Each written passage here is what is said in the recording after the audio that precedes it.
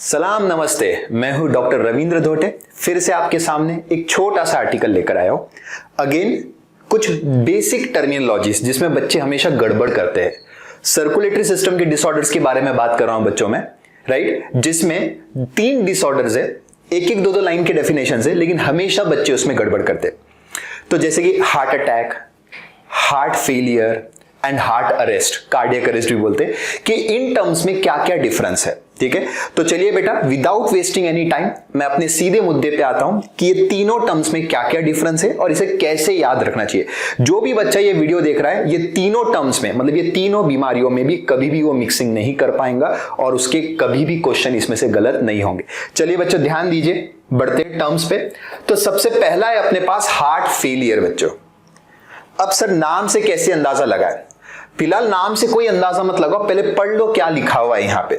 तो अगर आप देख रहे होंगे बच्चों, तो यहाँ पे हार्ट फेलियर का मैंने जो डेफिनेशन लिखा है, वो डेफिनेशन आपकी एनसीईआरटी बुक का एज इट इज है। पहले मैं पढ़ लेता हूं, this is as it is NCERT book. Heart failure means the state of heart when it is not pumping blood effectively enough to meet the needs of the body. मतलब आपका heart किसी तरह से, कोई भी रीजन है, XYZ reason है, जिस वजह से प्रॉपर्ली पंप नहीं कर पा रहा है, मतलब वो फेल हो रहा है सर, राइट। उसकी जो क्षमता है, जो कार्डियक मसल है, उसकी जो स्ट्रेंथ है, वो उतनी ताकत नहीं लगा पा रहा है जितनी वो पहले लगाता था। सर हार्ट मतलब मैं समझ नहीं पा रहा हूं। देखो बेटा, heart is a pumping organ, वो पंप करके पूरी बॉडी में ब्लड सप्लाई करता है। पूरी बॉडी में ब्लड सप्लाई मतलब वाइटल ऑर्गन्स को भी सही समय पे ब्लड मिलना बहुत जरूरी है, और वो जिम्मेदारी हार्ट की है। अगर हार्ट किसी वजह से कमजोर पड़ रहा है, वीक हो रहा है, राइट, जिसकी वजह से वो पंप तो कर रहा है लेकिन इफेक्टिवली नहीं कर पा रहा है, मतलब सर उतने जोर से पंप नहीं कर पा रहा जितने पहले करता था, राइट। तो अब ब्लड सप्लाई तो हो रहा है लेकिन सर कम हो रहा है। अब इफेक्टिव सप्लाई नहीं होने की वजह से बहुत सारे ऑर्गन्स में दिक्कत आ सकती है। बहुत सारे जो इंपॉर्टेंट ऑर्गन्स है, लाइक लीवर, ब्रेन वगैरह, बहुत सारे जो वाइटल ऑर्गन्स है, उनमें समस्याएं आ सकती है। तो सर अब मुझे यह समझ में नहीं आ रहा कि अचानक से कार्डियक मसल्स में कमजोरी क्यों आ गई, कि जिसके वजह से वो प्रॉपर्ली पंप नहीं कर पा रहा। तो हार्ट फेलियर का पूरा कंसेप्ट यही है, that is a weakening of muscles. क्या कंसेप्ट है? Weakening of muscles. ठीक है, तो यहां पे मैं बेसिक कंसेप्ट लिख देता हूं, आप ध्यान रखेंगे। हमारा फोकस है उसकी कमजोरी पे, कि सर मसल कमजोर क्यों हो गया। मुझे एक बताइए, आप लॉजिक लगा के बताइए कि आप लोग कमजोरी कब महसूस करते, मतलब आप लोग खुद को कमजोर कब महसूस करते हो, वीक कब महसूस करते हो? सर खासकर जब मैं बीमार होता हूं या कुछ एनर्जी लेवल डाउन हो जाता है तो मैं खुद को कमजोर महसूस करने लगता हूं। आपका खाना पीना अगर टाइम पे चल रहा है, आपकी डाइट एकदम टाइम टू टाइम, आप 3 टाइम खाना खा रहे हो, दबा के खाना खा रहे हो, तो ऐसी सिचुएशन में आपको कभी भी कमजोरी महसूस नहीं होगी, वीकनेस महसूस नहीं होगी। लेकिन अब प्रॉब्लम क्या है, यहां पे अगर मैंने आपको दिन भर से खाना नहीं दिया, 2 दिन हो गए मैंने आपको खाना ही नहीं दिया, तो फिर आप अपने आप को कमजोर और वीक महसूस करना शुरू करोगे। आपकी जो ताकत है वो कम होती जाएगी, क्योंकि आपको न्यूट्रिएंट्स नहीं मिल रहे। क्या नहीं मिल रहे बेटा? न्यूट्रिएंट्स नहीं मिल रहे। तो सेम लॉजिक, जैसे आपको 2 दिन खाना नहीं दिया तो आप कमजोर पड़ोगे, सेम हार्ट का भी है। हार्ट बेटा नॉन स्टॉप काम कर रहा है, cardiac muscle non stop pump कर रहे हैं, तो नॉन स्टॉप ब्लड सप्लाई भी चाहिए ना, मतलब नॉन स्टॉप न्यूट्रिशन भी चाहिए। मतलब जो हार्ट पूरी बॉडी को ब्लड सप्लाई दे रहा है, आई रिपीट, जो हार्ट पूरी बॉडी को ब्लड सप्लाई दे रहा है, तो हमें हार्ट के मसल्स को, उसको भी ब्लड सप्लाई देना पड़ेगा ताकि वो कंटिन्यूअसली काम कर सके, उसको भी खाना देना पड़ेगा ताकि वो कमजोर ना पड़े। सर मुझे लॉजिक समझ में आ रहा है कि हार्ट फेलियर के पीछे या हार्ट के मसल्स की कमजोरी के पीछे एक रीजन हो सकता है सर, क्या? Less blood supply. Very good, ये एक रीजन बन सकता है सर। अब सर हार्ट को ब्लड सप्लाई करने वाली artery, that is a coronary artery, शायद कोरोनरी आर्टरी में कुछ प्रॉब्लम है जिसके वजह से ब्लड प्रॉपरली कार्डियक मसल्स को डिस्ट्रीब्यूट नहीं हो पा रहा है, राइट। कहीं पर कम हो रहा है तो कहीं पे ज्यादा हो रहा है, इसलिए कई हिस्सों के मसल्स कमजोर हो रहे तो कई हिस्सों के मसल स्ट्रांग है, तो हार्ट प्रॉपरली बीट नहीं कर पा रहा है बेटा। तो एक रीजन मैंने लिखा लेस ब्लड सप्लाई, क्योंकि ब्लड सप्लाई कम रहेगा तो ऑक्सीजन सप्लाई भी कम रहेगा, न्यूट्रिएंट्स का सप्लाई भी कम रहेगा, जिसकी वजह से कमजोरी आने वाली, वीकनिंग होगी और हार्ट प्रॉपर्ली पंप नहीं कर पाएगा। ठीक है, अब सर एनसीईआरटी वालों ने इसका मेन रीजन या इसका वन ऑफ द रीजन क्या दिया हुआ है, इन्होंने दिया है it is sometime also called as a congestive heart failure because congestion of the lungs is one of the main symptom of this disease. अब देखिए बेटा, ये थोड़ा सा अलग ट्रैक पे लेकर गए हैं। पहले 2 लाइन का मैंने रीजन बताया due to less blood supply, तो ये आपको ध्यान में रखना है। अब सर ये नीचे क्या है कि हार्ट फेलियर को एक और नाम दिया गया है। हार्ट फेलियर को एक और नाम क्या दिया हुआ है बच्चों? Congestive heart failure. क्या नाम दिया हुआ है? Congestive heart failure. कंजेशन, दबा दिया गया है सर। जैसे आपका गला घोट दिया गया तो आपकी सांस रुक जाएगी ना बेटा, कंजेशन महसूस करने लगोगे आप। जैसे आपके मुंह पे मैंने तकिया रख दिया है, आपको सांस लेने में तकलीफ हो रही, वैसा कोई कंजेशन आप इमेजिन कीजिए। तो मैंने यहां पे समझो हार्ट को दबा दिया आजू बाजू से, हार्ट को आजू बाजू से दबा दिया और मैं उसे बीट ही नहीं करने दे रहा हूं, मतलब मैं आजू बाजू से उसकी एक्टिविटी को सप्रेस कर रहा हूं, हार्ट की एक्टिविटी को सप्रेस कर रहा हूं। सर आजू बाजू मतलब लंग्स, लंग्स के दोनों लंग्स के बीच में आपका हार्ट है बेटा। अगर मान लो दोनों लंग्स में, आज की तारीख में तो हवा भरी है तो कोई दिक्कत नहीं होने वाली, कोई प्रॉब्लम नहीं होने वाली। आज की तारीख में हवा भरी हुई, हल्के फुल्के लंग्स, हवा है ना। अब इसी लंग्स में पानी भर गया तो लंग्स वजनदार हो जाएंगे because of accumulation of liquid और फ्लूइड। और ये जो वजनदार लंग्स है इनका वजन जाएगा किस पे? बीच में बैठे हुए हार्ट के ऊपर। मतलब आज आपको कंजेशन नहीं लगेगा क्योंकि आपके लंग्स में हवा भरी हुई, लेकिन ये कंजेशन आपको महसूस हो सकता है जब इन्हीं लंग्स में पानी भरेगा। मतलब ऐसी कोई भी बीमारी जिसमें लंग्स में पानी भर सकता है, निमोनिया और कोई भी फ्लू वाली बीमारी, ठीक है। कोरोना में भी जनरली कंजेशन हो रहा है सर, ठीक है। इसके अलावा अपन बोल सकते हैं और भी बहुत सारी जो फ्लू की बीमारी, मुझे भी एग्जैक्टली नाम याद नहीं आ रहे, लेकिन कोई भी फ्लू की बीमारी जिसमें कंजेशन हो सकता है। तो इसमें मैं थोड़ा सा आपको आइडिया देके बताऊंगा बेटा कि जैसे कि हम लोग बात कर रहे हैं कंजेशन इन लंग्स, तो लंग्स में कंजेशन कब होगा? ड्यू टू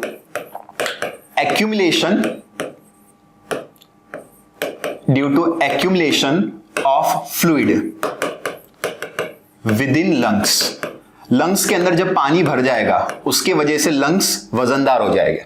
अब देखिए बेटा ये लंग्स है आपके, for example this is your lungs, this is left lung, that one is right lung. तो ये आपके लंग्स है बेटा, ठीक है। और ये दोनों लंग्स के बीच में हम लोग ऐसा हार्ट बैठा रहे, for example just imagination this is a heart. अब क्या हो रहा है सर कि ये दोनों लंग्स में अभी तक हवा थी, अचानक से यहां पानी भरना शुरू हो गया ड्यू टू एनी बैक्टीरियल और वायरल इंफेक्शन। अचानक से पानी भरना शुरू हो गया तो सबसे पहले आपको सांस लेने में तकलीफ होगी due to there is a congestion in the lungs. और जैसे जैसे लंग्स का वजन बढ़ते जाएगा वो वजन बीच में आपका जो हार्ट है उसके ऊपर जाता जाएगा। तो दैट्स व्हाई हार्ट की एक्टिविटी को सप्रेस किया जा रहा है। आजू बाजू के लंग्स की वजह से हार्ट की एक्टिविटी क्या हो रही है बेटा? सप्रेस हो रही है। तो बेटा अगर लंग्स में भी बीमारी होती है तो हार्ट फेलियर हो सकता है क्योंकि दोनों के बीच में ही हार्ट था, ये भी आपको समझ में आना चाहिए।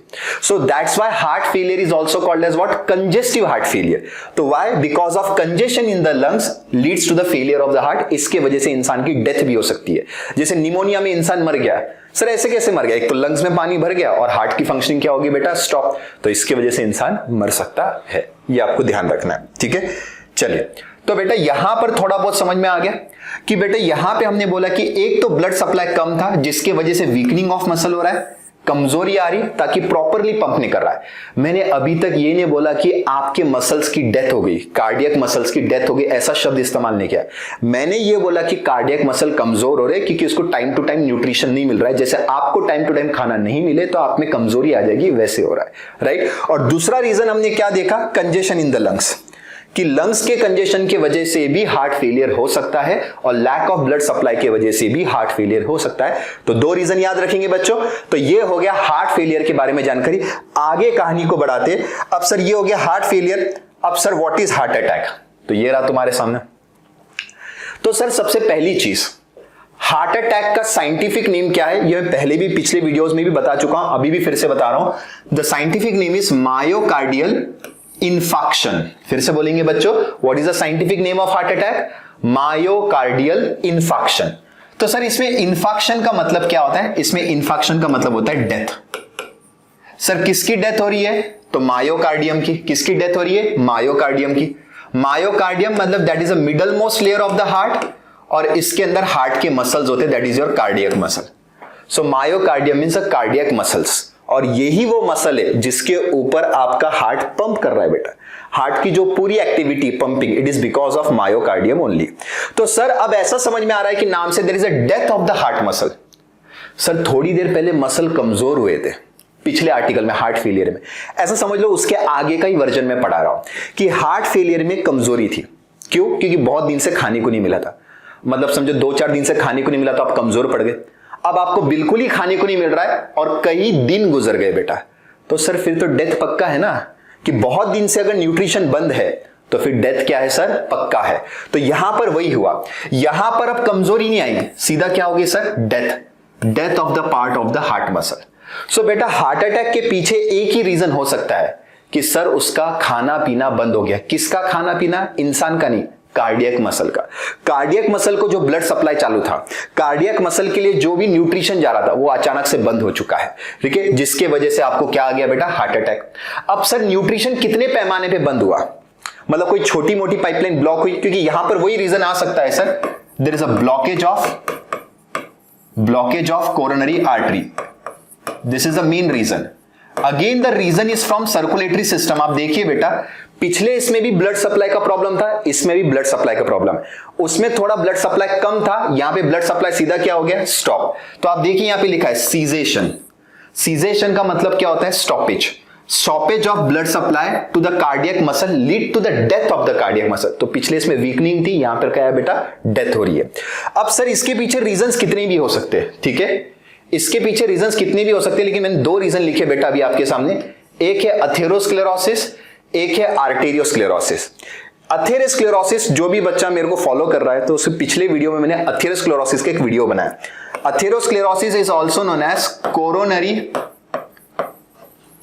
Artery disease, that is nothing but CAD बोलते हैं अपन इसे। ये अपने सिलेबस में भी एनसीईआरटी बुक में दिया हुआ है कि कोरोनरी आर्टरी में कोलेस्ट्रॉल के डिपोजिशन की वजह से that will lead to the blockage या the narrowing of the coronary artery, जिसकी वजह से ब्लड सप्लाई पहले कम होता है और धीरे धीरे बंद ही हो जाता है, और जब बंद हो जाता है तो that will lead to the heart attack.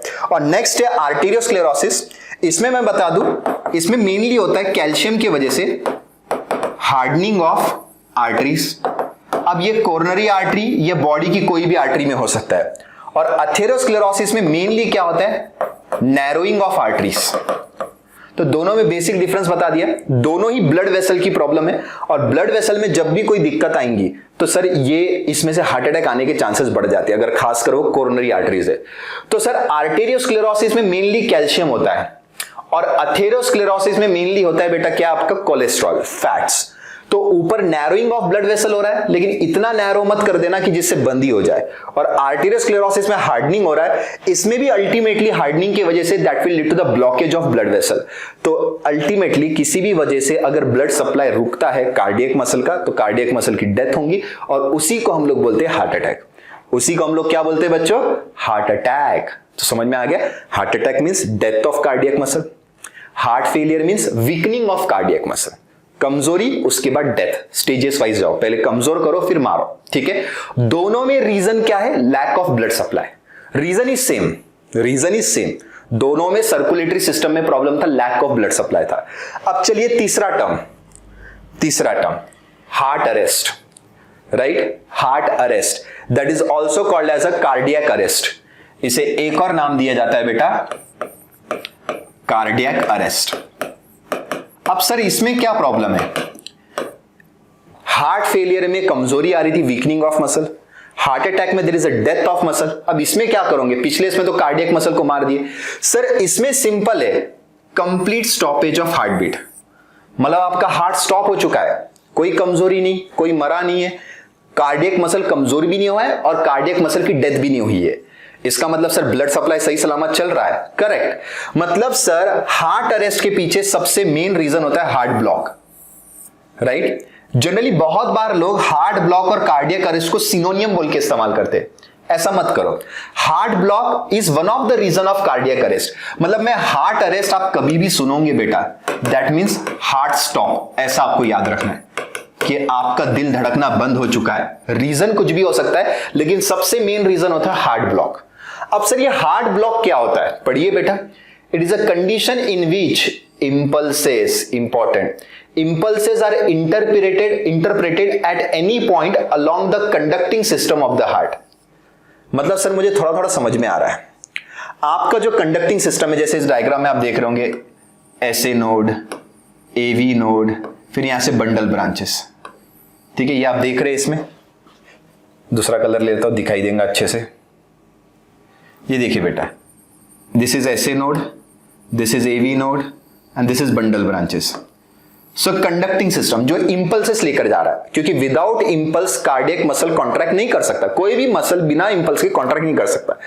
अब सर इनके बीच में जो इंपल्स का ट्रांसमिशन है, अगर पता चला कि इनमें से ट्रांसमिशन बंद हो चुका है कहीं भी कोई भी लेवल पे, कि एसए नोड से एबी नोड के बीच में इंपल्स नहीं जा रहा है, या एवी नोड से बंडल ब्रांचेस के बीच में इंपल्स नहीं जा रहा है ड्यू टू एनी प्रॉब्लम, मान लेते कि इनके बीच में जो कंडक्टिंग सिस्टम था वो कट हो चुका है। सिंपल लॉजिक है ना, जैसे दो खंभों के बीच में इलेक्ट्रिसिटी जाती है, आप देखते हैं ना बेटा स्ट्रीट पोल, एक ही खंभा एक खंभा है, यहां से वहां इलेक्ट्रिसिटी कैसे जा रही, वायर्स के थ्रू। अगर मैंने ये वायर कट कर दिया तो इलेक्ट्रिसिटी ट्रांसफर होगी नहीं। तो वैसे ही इंपल्स बोले तो क्या है बेटा, इलेक्ट्रिकल मैसेज। इंपल्स बोले तो क्या है, इलेक्ट्रिकल मैसेज। अगर ये इलेक्ट्रिकल मैसेज को भेजना है तो आपको ये वायरिंग, मतलब ये जो SA node, AV node, bundle branches, ये पूरे इंटैक्ट रहने चाहिए। बीच में कहीं भी कट हो गया तो इंपल्स ट्रांसमिशन क्या हो जाएगा, स्टॉप। तो सर मुझे ये समझ में आ रहा है कि heart arrest, there is a problem in the conducting system of the heart. किधर प्रॉब्लम है बेटा, कंडक्टिंग सिस्टम।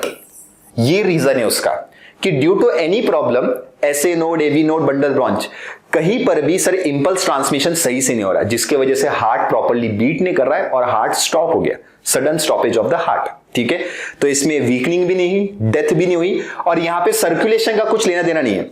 तो that is a difference. Heart failure, heart attack, there is a problem in the blood supply, and heart arrest, blood supply का लेना देना नहीं है, there is a problem in the supply of impulse, there is a problem in the supply of impulse. यही difference बताने के लिए मैंने ये वीडियो बनाया है बेटा। चाहे तो एक बार लिख लेते हैं बेटा कि सबसे पहले हमने क्या पढ़ा बच्चों, हार्ट फेलियर, राइट। फिर दूसरा हमने क्या पढ़ा बच्चों, हार्ट अटैक, और तीसरा हमने क्या पढ़ा बच्चों, हार्ट अरेस्ट। तो पहले तो इनमें डिफरेंसेस ध्यान में रखो कि हार्ट फेलियर और हार्ट अटैक का रीजन सेम है, that is a lack of blood supply, कि आपके कार्डियक मसल को ब्लड सप्लाई नहीं मिला करके। और हार्ट अरेस्ट का सर सिंपल है, लैक ऑफ इंपल्स सप्लाई, मतलब that is a problem in the conducting system. तो ऊपर कोरोनरी आर्टरीज थी, दोनों में कोरोनरी आर्टरी में प्रॉब्लम था, यहां पे कोरोनरी आर्टरी को कोई लेना देना नहीं, यहां पे कंडक्टिंग सिस्टम का प्रॉब्लम है। यहां तक समझ में आ गया। और हार्ट फेलियर में आप याद रखेंगे वीकनिंग ऑफ मसल, और हार्ट अटैक में कैसे याद रखेंगे, डेथ ऑफ मसल। और हार्ट अरेस्ट में आप याद रखेंगे स्टॉपेज, कि हार्ट बीट करना ही क्या हो गया सर, बंद हो गया बेटा। ये हार्ट अरेस्ट में हम लोग जनरली आर्टिफिशियल पेसमेकर लगाते हैं ना, कि समझो किसी का दिल धड़कना बंद हो गया, ब्लड सप्लाई का प्रॉब्लम नहीं था, ट्रीटमेंट क्या करोगे, पेसमेकर, आर्टिफिशियल पेकर, छोटी सी मशीन यहां पे लगाते हैं चेस्ट में, और उसकी वायरिंग ऐसे नोड में डाल देते हैं, आर्टिफिशियल पेसमेकर्स बोलते हैं उसे। और सर वो हार्ट फेलियर और हार्ट अटैक का वो आपको ढूंढना पड़ेगा कि कौन सी ब्लड वेसल में ब्लॉकेज है, कौन सी ब्लड वेसल में प्रॉब्लम है, उस ब्लड वेसल को ट्रीटमेंट देना पड़ेगा और उसके हिसाब से पेशेंट को ठीक करना पड़ेगा। तो बेटा समझ में आ गई बात। तो आज हमने पढ़ा बहुत ही बेसिक चीज, लेकिन बहुत ही इंपॉर्टेंट चीज, the difference between heart failure, heart attack and heart arrest. ये तीनों को आपको याद रखना है। चलिए बच्चों, ऐसी मुलाकातें होती रहेंगी, छोटे छोटे वीडियोस के साथ मिलते रहेंगे। मैंने कहा भी था कि आपको कोई भी ऐसे छोटे छोटे प्रॉब्लम्स आते हैं तो आप कमेंट सेक्शन में वो आर्टिकल का नाम डाल दीजिए, मैं डेफिनेटली उसके ऊपर जल्द से जल्द वीडियो बना के आपकी समस्या को सॉल्व करने की कोशिश करूंगा। और ऐसी वीडियोस के अपडेट अगर आपको चाहते रहिए तो कृपया करके चैनल को सब्सक्राइब कीजिए, और आपकी जो बायोलॉजी के प्रॉब्लम से मैं धीरे धीरे धीरे धीरे सारे सॉल्व करते रहूंगा। चलिए बच्चों, stay home, stay safe, stay together. बहुत जल्दी मुलाकात होगी ऐसी छोटे एक वीडियो के साथ। Tata, bye bye, take care.